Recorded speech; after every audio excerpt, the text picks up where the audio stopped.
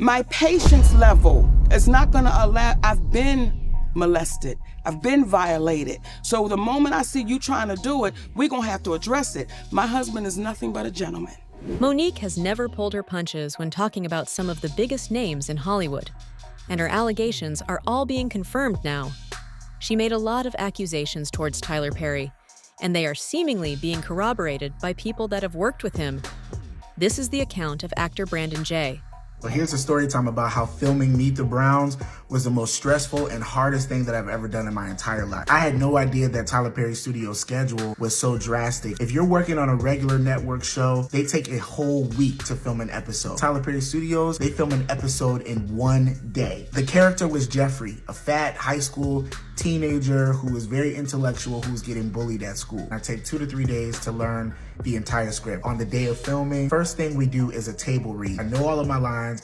I'm ready to go. So the director, who is Alfonso Ribeiro Carlton in The Fresh Prince of Bel-Air, he starts to block us, telling the actors where to go, where to stand. Mr. Perry comes in, everything changes. So we literally run the entire episode for him, and he hates it. Does that mean I have to learn a whole new script? Yes, that's what it means. Mr. Perry on the spot starts rewriting the entire script, and he's feeding me the lines to say, and the director is kind of standing on the side like, you better do it, because if not, they will fire you. Here is where the shoe hit the fan. So in the middle of Mr. Perry changing up the scenes, he says, you know, I want Jeffrey to be gay, and he has a crush on his bully. That's not what I auditioned for. So after Mr. Perry says we're gonna change the character and make him gay, I immediately get on the phone with my mom, because I'm like, is this customary? Can they just change a character like this? And she didn't really know the answer to that. So she got on the phone with my agent. My agent was like, absolutely not. If Brandon doesn't feel comfortable with playing this character, then he can walk from this, because you don't have to do anything that you don't feel comfortable doing. And then they call the casting director. Casting director's on the phone, and she's like, hey, I'm not on set today.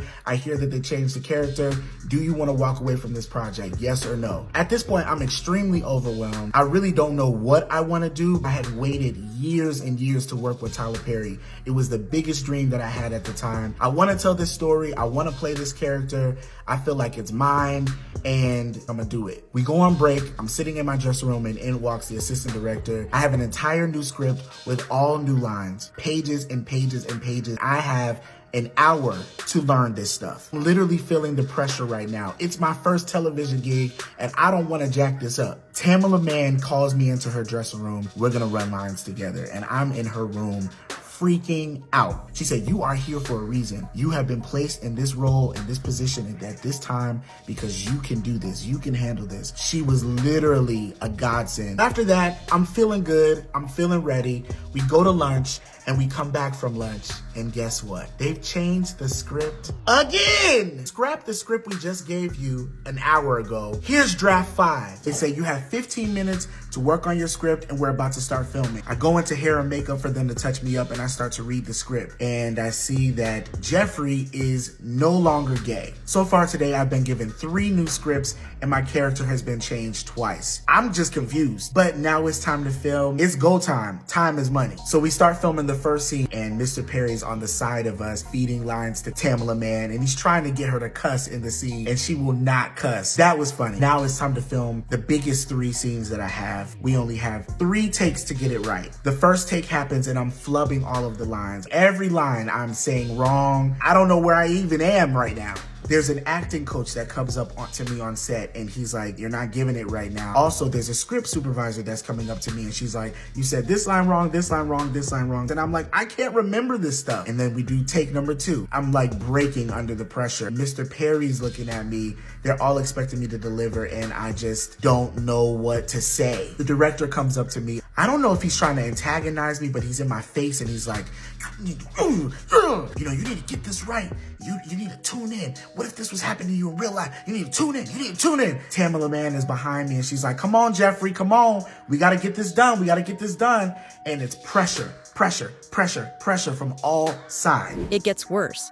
I remember the person that I wanted to impress the most was Mr. Perry. I always looked up to him, and he was just sitting on the side looking at me. He was just looking at me, like waiting for me to do something. I felt like he was about to fire me. Everybody's expecting me to pull something out. They don't even let me finish the 3rd take. They're like, cut, we need to reset. So at this time, I just kind of black out, and I get so angry and frustrated in the moment that when they call action on the 4th take, I lose it. I'm screaming, I'm yelling, I'm crying. Not because I was acting, but I was feeling those emotions because of how overwhelmed I was in this moment. And Mr. Perry allowed me to just say whatever, and that's the scene and the moment that made it to television. With you, man. I'm sick of you playing with me, all of y'all. All of y'all.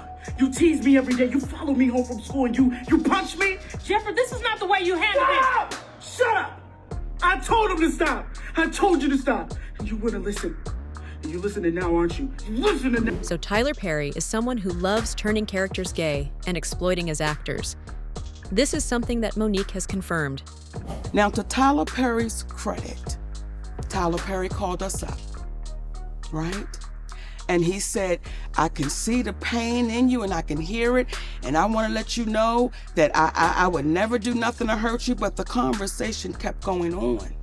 Only for Tyler Perry to admit he did start a rumor that I was difficult to work with. He lied. Only for Tyler Perry to admit I was wrong. And when my movie Boo come out, I'm going to say that, right? Now, here's where, when you did that interview with Kat, I could respect how you do it. Because Kat said, you let them people lie in your face. And your response was, Kat, I don't know if they're lying or not. Right. Because I can only take them at their word. At their word. Right? Yes. Well, we sent you the audio of Tyler Perry. I don't want you to take me at my word. I want you to hear his words. And what did you hear that man saying? What did you hear that man saying? He said it. What did he say? Monique, you know you're not supposed to be recording people. No. Let me back up. Okay. Everything we did was legal. And here's where a black woman really gets the kick in the ass. Had I not recorded Tyler Perry, then it would have been my word against his. And then on top of that, it would have been, he's so powerful, we can't even pay no attention to that. Right. Jaguar Wright has also corroborated this. Timon had that tree. The plays. He thrived during the plays, but when he went to the screen, something changed in Timon. Every male actor that I know who was vibrant and on fire for art changed after they went from the stage to the camera with Tyler.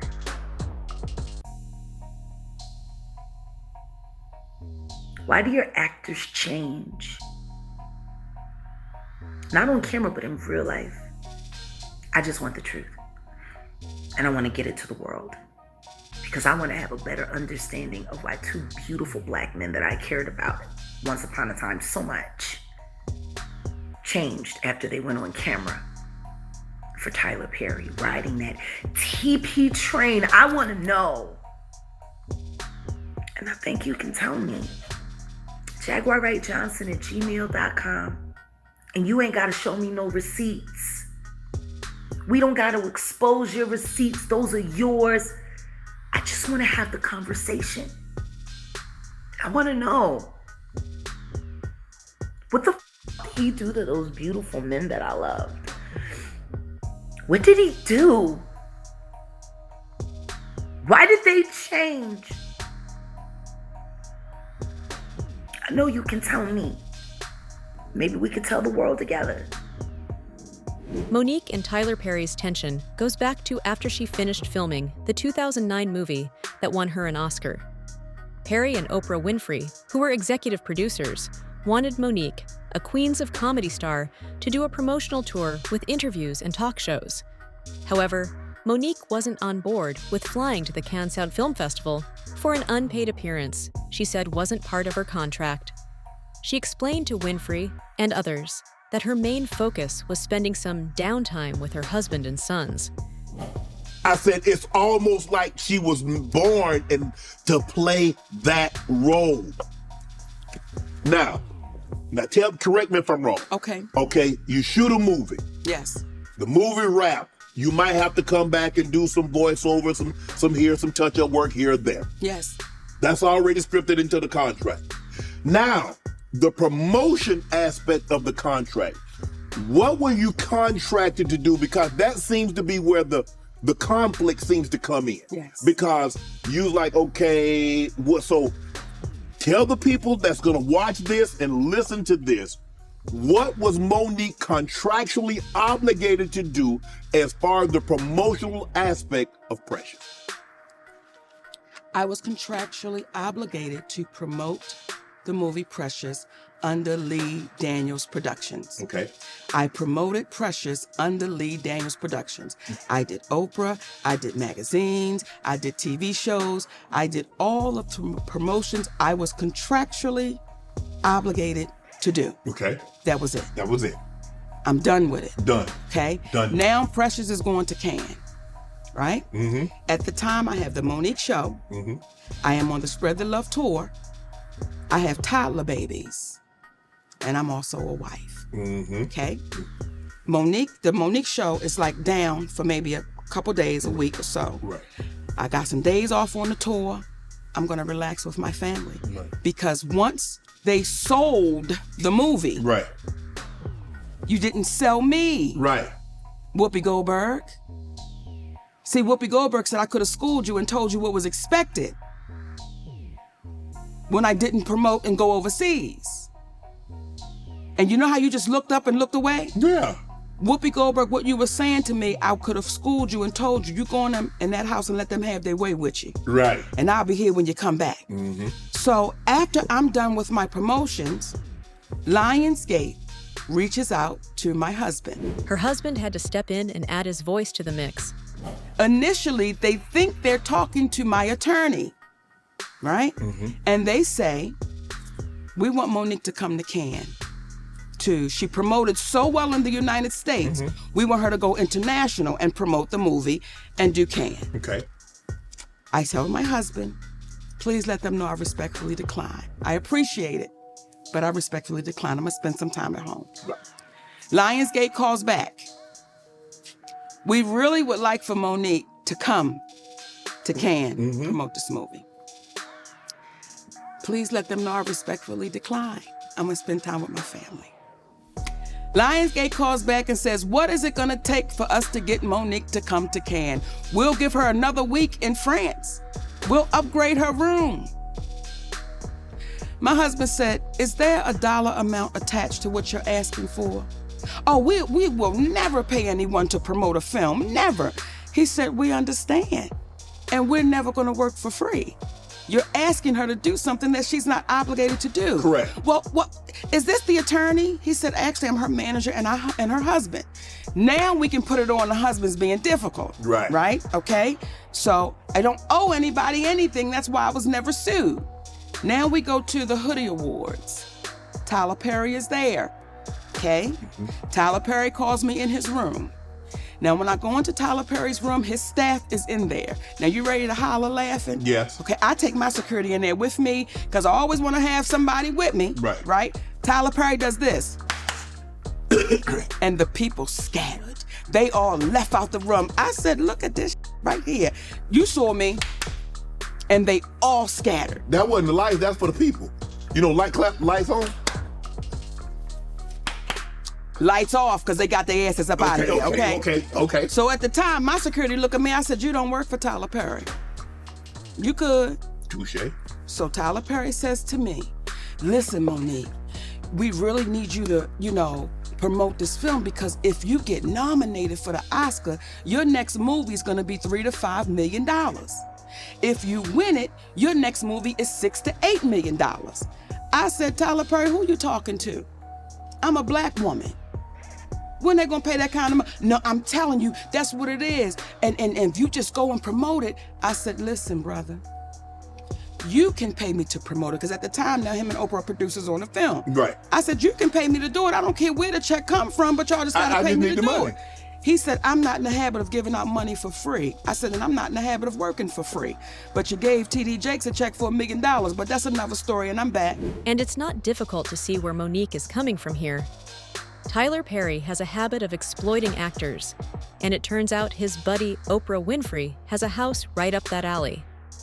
In a recent interview with the New York Times, Taraji P. Henson shared that she and her co-stars from The Color Purple only got certain things on set because she fought for them behind the scenes. Taraji also made headlines during an emotional SiriusXM interview with Gayle King on December 19th, 2023. Monique, though, had a very harsh opinion on Oprah for letting this happen. When I listen to your story, you say dirt poor, Yes. bathroom outside. Yes. It was, we had to make it work however we can make it work. Correct. And then you get that first big check. Yes.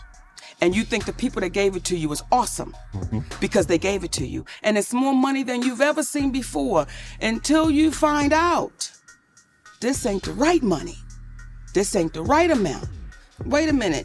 If they got this, why am I getting this? Then you start putting the pieces together and you start saying, it's not right and I'm going to speak about it. See, when I saw Taraji broken on those platforms, it was painful to watch. However, Taraji and I had a conversation over a decade ago. Yes. In my trailer when I was doing the Monique show. And she said, you know, you got to keep on getting it until your turn comes. And I said, Taraji, most of us die before our turn comes. We got to ask for it right now. Now, I understand that because there was a time I felt the same way. Exactly. Because that's what I was told. Right. You just keep going and we'll get him the next time. We'll get him the next time. We'll get him the next time. And the next time never comes. And then you see our sister broken. Sharp asked Monique about the different reactions she and Taraji P. Henson received when they both spoke up about fair pay for Black actresses. I should just be grateful I got invited to the party. You a big, fat Black woman. How dare you be the one? And then on top of that, you're saying names. You're saying Oprah's name out loud. You're saying Tyler's name out loud. You're saying Lee's name out loud. You're saying Lionsgate out loud. That's not what we do. We say they. We say the people. We say the studio. We say the producers. How dare you actually say our heroes' names? You're very specific. These are our heroes. How could you say their names out loud? Because they're the ones that did it. And if I don't say it out loud, now you see a woman that is swallowing that pain, that is so stressed out. Then you see our sister Taraji P. Henson sit on that platform. And I love that baby because she's a beautiful spirit. But to see her that broken, what our community was saying was, we have a hard time, some of us, we have a hard time seeing a strong Black woman with her back straight and her chin up and a strong Black man standing by her side. We have a hard time accepting that, but we can accept seeing a Black woman broken. She appreciated being part of the conversation, but emphasized the difficulties she's faced as the one delivering the message. Our community had a hard time with those two things. And when I would hear people say, why is her husband there? Why is he there? It's a sad day when we're questioning why a Black man would stand with his Black woman. So when you hear Black women saying we're the most undervalued, disrespected, underserved, mistreated, violated, exploited, we get all of that. Then you see a Black man standing with his Black woman saying, not on my watch. And you hear some Black men saying, why her husband gotta be there? We're in a sad state of affairs when we begin to question Black love and Black unity. So they didn't want to hear me, some of them, because of what I look like, because I spoke about their heroes, and because they saw that man standing right there strong. Hollywood has gradually become more inclusive, first with other races, and then with people of different body types. Monique stands for exactly what Hollywood claims to want: broader representation of everyone. She's proudly said she's a big, fat Black woman in Hollywood, and that's exactly how she wants to be seen and what she wants to represent. Monique also has a lot of history with Steve Harvey. Back in 2019, Monique sat down for an interview with Steve Harvey, and things got pretty tense between the two longtime friends. When you called me with the morning show on the phone, I said to you, Steve, my family is suffering behind this. And y'all know I did nothing wrong. Y'all know my husband did nothing wrong. But none of y'all in real time, was strong enough to go publicly and say, we can't throw our sister under the bus. She was there to talk about her claims of being blackballed in Hollywood and her boycott of Netflix. Monique had previously said she was blacklisted after refusing to campaign for the 2009 film Precious without getting extra pay, like we mentioned earlier. She's been vocal about her issues with the film's director, Lee Daniels, and producers Oprah Winfrey and Tyler Perry. This is the only issue I have with it, baby. When all of y'all said privately, to include Oprah, all of y'all said privately, I've done nothing wrong. When you tell the truth, you have to deal with the repercussions of the truth. We black out here. We can't come out here and do it any kind of way we want to. Steve Harvey responded by telling Monique that she went about it wrong. Fast forward to 2018, Monique called for a boycott of Netflix, accusing them of gender and racial bias after they offered her only $500,000 for a comedy special, which was way less than the millions Amy Schumer and male comedians like Chris Rock and Dave Chappelle received. Steve then told Monique he had a problem with her boycott because she never gave people a clear action plan. This ain't the black man's game. This ain't the white man's game. It's this the money game. But we in the money game. And We're you in the cannot money game. sacrifice yourself. The best thing you can do for poor people is not be one of them. You cannot help them. We're in the money game, but let me tell you what the game is before the money game. Like this. Before the money game, it's called the integrity game. And we've lost the integrity worrying about the money. Do you agree with her? Let us know in the comments.